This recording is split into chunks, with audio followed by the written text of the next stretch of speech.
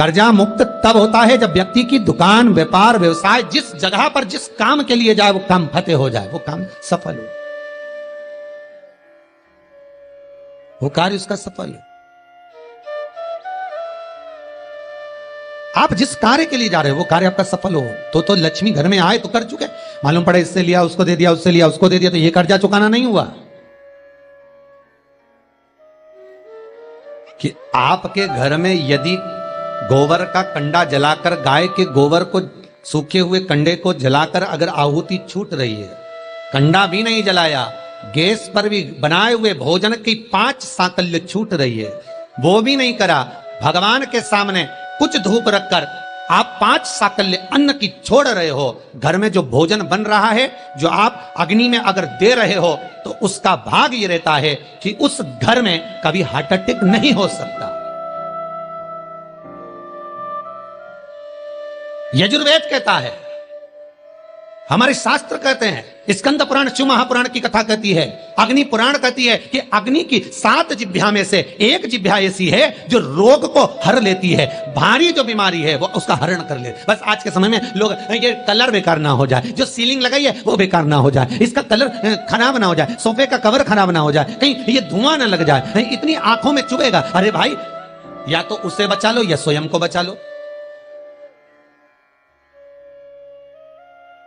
या तो स्वयं को बचाओ या फिर घर परिवार में जो रौनक है, डेंटिंग पेंटिंग है, उसको बचा लो।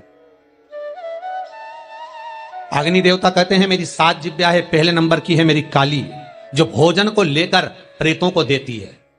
हम जब आहुति छोड़ते हैं यज्ञ में, हमने जो आहुति प्रदान करी वो 7 भाग में बट गई, और उसका फल क्या क्या है ये अग्नि पुराण कह रही है, उसका फल क्या क्या है ये स्कंद पुराण कह रही है, उसका फल क्या क्या है ये शिव महापुराण कह रही है। हमने जब आहुति दी, बस हमने हाथ में लेकर स्वाहा बोला, और बोलते थे उस आहुति के 7 भाग हो गए महाराज। भले हमने वो इंद्र को दियो, ओम इंद्राय स्वाहा, ओम प्रजापते स्वाहा, ओम अग्नि स्वाहा, भले हमने एक देवता का नाम लेकर दिया पर उसके 7 टुकड़े हो गए। पहला 7 जिह्वा अलग अलग भाग को अलग अलग जगह पहुंचा रही है। पहले नंबर पर अग्निदेव की जिह्वा का नाम है काली, वो काली जो भोजन देती है वो प्रेतों को देती है हमारे। दूसरे नंबर पर है कराली।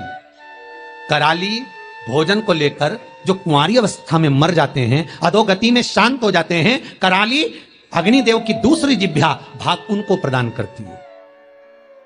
तीसरे नंबर पर मनोजवा भोजन लेकर पितरों को देती है, अग्निदेव की तीसरी जिह्वा मनोजवा, फिर भोजन का भाग लेकर पितरों को प्रदान कर रही है। चौथी सुलोहिता, ये भोजन लेकर वासुकों को दे रही है महाराज।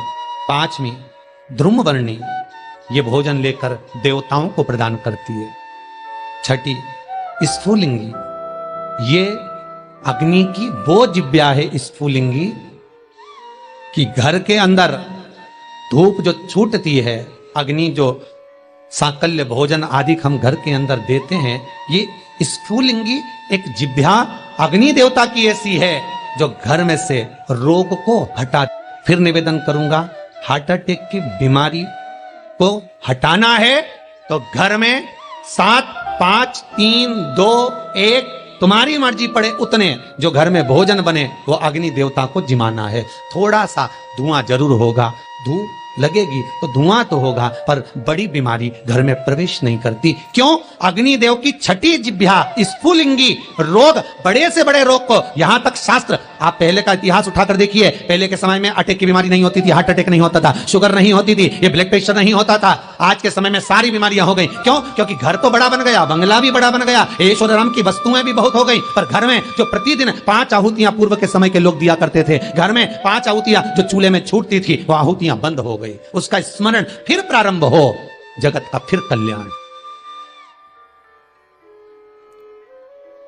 हमारे धर्म, हमारे शास्त्र जो वर्णन करते आए हैं वो गलत नहीं है। पहले के समय में यज्ञ अनुष्ठान कितने होते थे, आज के जमाने में काम, लोभ, विषय, आसक्तियां ज्यादा हो गई।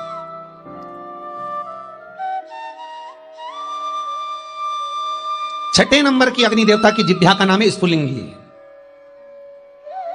और अग्निदेव की ये छठी दिव्या स्फुलिंगी ये बीमारी का हरण कर लेती है, ये रोग का हरण कर लेती है।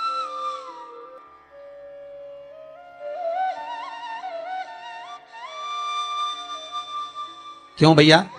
वो दिल्ली का हॉस्पिटल जहां पर महामृत्युंजय मंत्र पर रिसर्च चल रहा है, वेंटिलेटर पर पड़े हुए 10 व्यक्ति के घर वालों को बुलाकर कहा गया कि इन 10 का संकल्प छोड़ो महामृत्युंजय पाठ का। उसके पास में जो 10 वेंटिलेटर पर पड़े उनके लिए कोई महामृत्युंजय नहीं। देखा यह जा रहा है कि इन 10 पर महामृत्युंजय के अनुष्ठान का कितना फल मिल रहा है, और जो 10 वेंटिलेटर पर पड़े हैं उसका क्या फल है।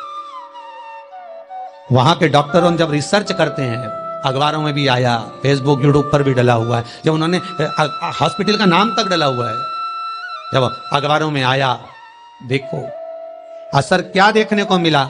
जो वेंटिलेटर पर 10 पड़े थे उनके स्वस्थ होने की सीमा कम थी, पर जिनके लिए महामृत्युंजय का अनुष्ठान ब्राह्मण कर रहे थे साकल्य दे देकर, उसका भाग यह था कि धीरे धीरे उनकी अवस्था सुधरती चली।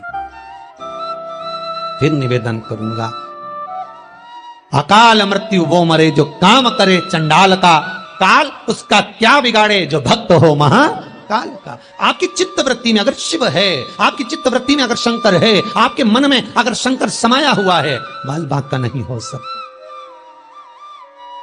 अग्नि देवता की 6 नंबर की जिव्या है स्फुलिंगी, जो रोग को, बीमारी को समाप्त कर देती है। यज्ञ अनुष्ठान से, आहुतियों से रोग बीमारी समाप्त होती, समाप्त।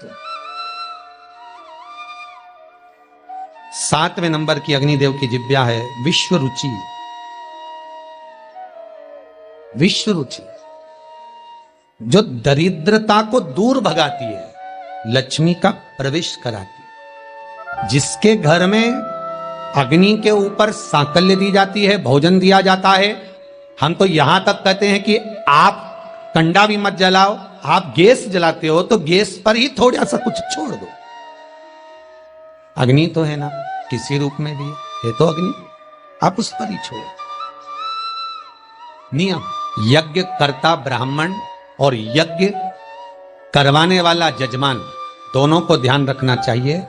यजमान जब आहुतियां दे रहा हो, ब्राह्मण स्वाहा बोल रहे हैं, ओम इंद्राय स्वाहा, तो जो आहुतियां दे रहा है, अग्नि पुराण कहती है, स्कंद पुराण कहती है, जो आहुति दे रहा है उसके मुख से स्वाहा शब्द निकलना जरूरी होता है। ब्राह्मण बोले वो अपनी जगह पर है, ब्राह्मण संबोधन करे वो अपनी जगह पर है, पर जो आहुतियां डाल रहा है, जो सांकल्य प्रदान कर रहा है, उसके मुख से स्वाहा निकलना चाहिए। क्यों? क्योंकि ब्राह्मण का कर्म है देवताओं को बुलाना। उसने बोला ओम इंद्राय स्वाहा, इंद्राय सामने भाग लेने के लिए। अब जजमान का